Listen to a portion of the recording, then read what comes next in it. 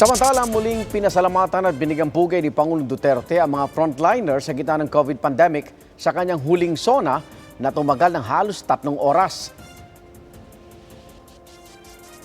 Ibinida rin niya ang mga nakamit ng kanyang administrasyon, sabay amin na problema pa rin ang droga at korapsyon. Saksi, si Van Mayrina. Representatives. Hanggang sa kanyang huling State of the Nation address, bukang bibig ni Pangulong Duterte ang giyera kontra droga. Ipinaliwanag niya kung bakit hindi pa rin natatapos ang problema na ipinangako niya noong susugpuin sa loob ng 3 hanggang 6 na buwan. When I first said I will fight drugs in 6 months, I thought it was like in Davao.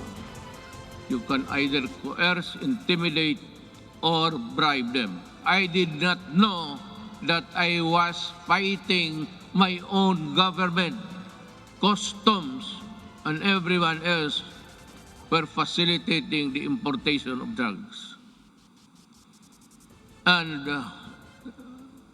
one importation, as you can see it every night on TV, the police now sees about almost $1 billion worth of drugs every day.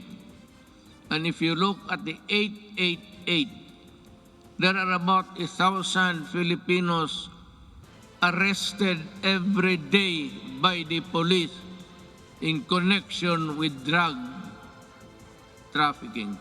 We are fighting, almost losing a battle against drugs. Hindi ulit siya nangiming magbanta. ICC can record it. Those who destroy my country,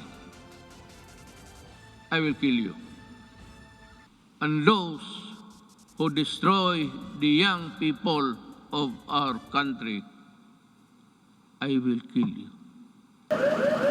Ang drug war na nagresulta sa mga umano'y paglabag sa karapatang pantao, iniimbestigahan na sa Korte Suprema at International Criminal Court. Tila suko na rin ng Pangulo na mabuburang korupsyon sa pamahalaan. Corruption is endemic in government. You cannot stop corruption. Nobody can stop corruption unless you overturn government completely. If I were the next president, if you think that there's really a need for you to change everybody in the system, then you declare martial law and fire everybody and allow the new generation to come in to work for government. Eh, kung hindi mo ganunin, walang mangyari. Nandyan, it's in the system. Batay sa konstitusyon, hindi basihan ng korupsyon para magdeklara ng martial law. Pag-amin ni Duterte, The past 5 years have truly been challenging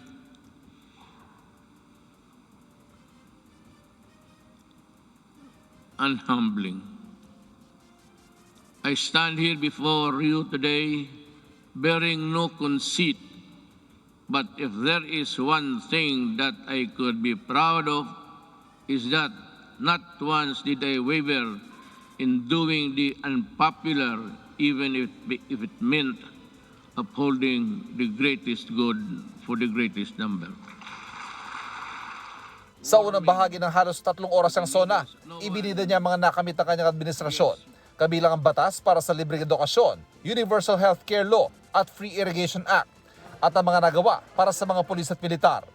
Bilin pa ng Pangulo sa Kongreso, magpasa ng unified system para sa separation at retirement benefits sa mga uniform personnel at ang pagbibigay ng libreng legal assistance sa mga makakasuhan dahil sa pagtupad sa tungkulin.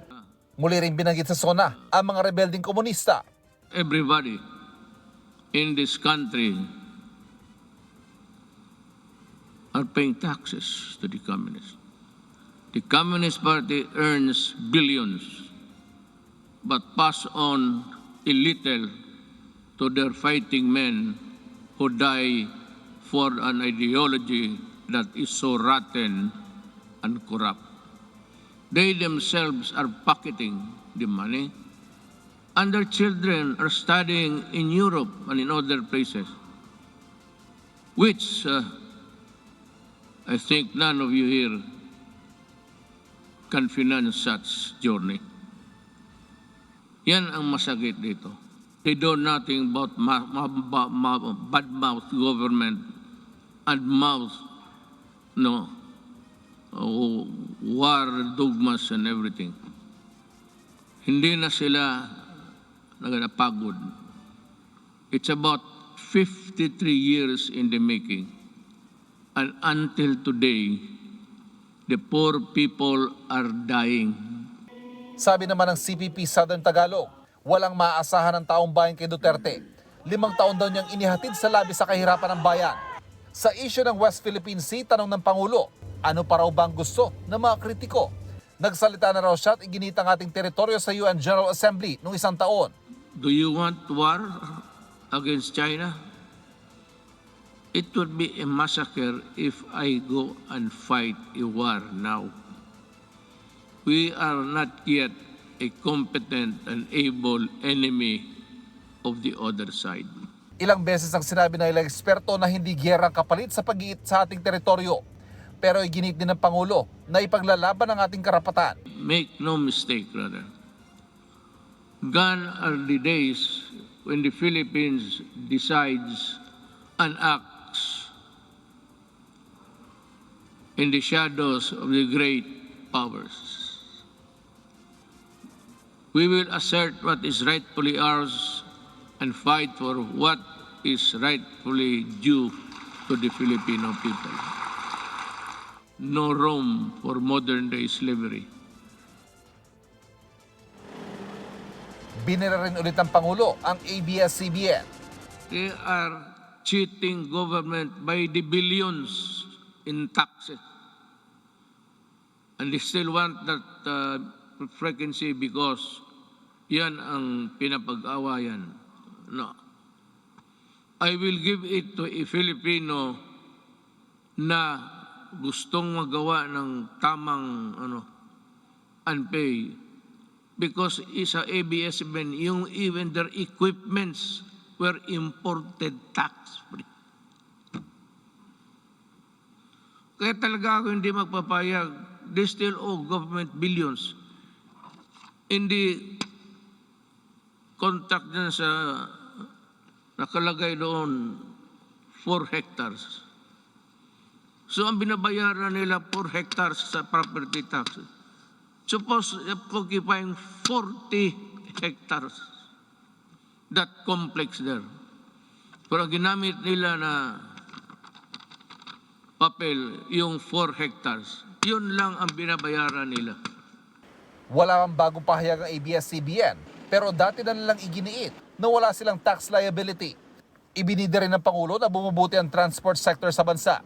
Nabawasan na rin daw ang traffic sa EDSA, bagamat limitadong galaw ngayon ng mga tao dahil sa mga restriksyon dulot ng pandemya. We have taken away the misery of public commuting. Nagpasalamat siya sa mga private sector na katuwang ng gobyerno sa mga infrastructure project.